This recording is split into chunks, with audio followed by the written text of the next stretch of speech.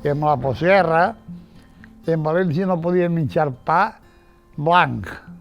Havia de ser dacsa o pa negre. I només fèiem el pa blanc, que fèiem un forn amb un pare i jo tots els dies es duia el pa blanc als amos. Però hi havia un filato en València que te retiraven i te denunciaven.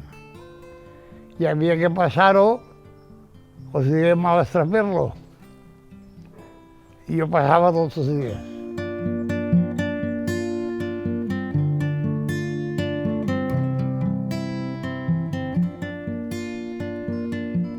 Es compraven entrepans en el forn i venien en l'entrepà en què tenies que obrir l'entrepà i ficar-hi la mescla. Venien a demanar mescla.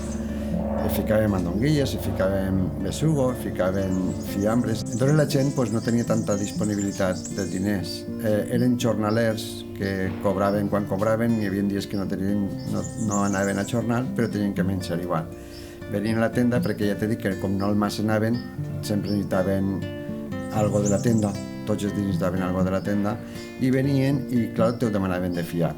I el fiat era una cosa necessària perquè funcionara la societat d'entonces.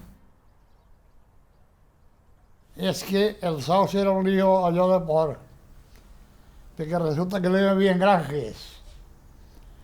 Entonces no hi havia granjes, però hi havia inspectors. I havia de vendre els ous en el cunyet de la inspecció del veterinari.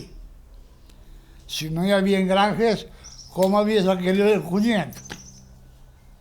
Resulta que totes les cases tenien gallines.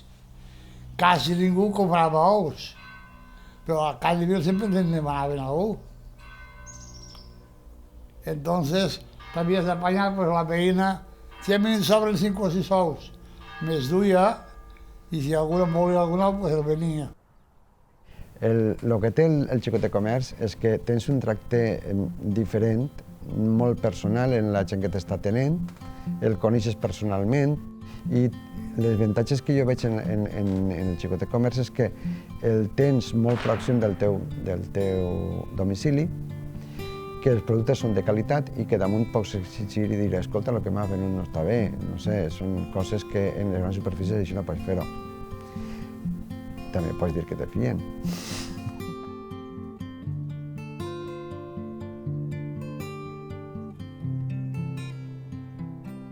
I la vida en la tenda ha sigut una vida molt especial, molt particular, ja que la tenda era una prolongació del carrer. Pillem la vida pràcticament en el carrer. Entrava tota la gent del poble a ma casa. Jo recordo baixar de la meva habitació i estar tot el carrer allí.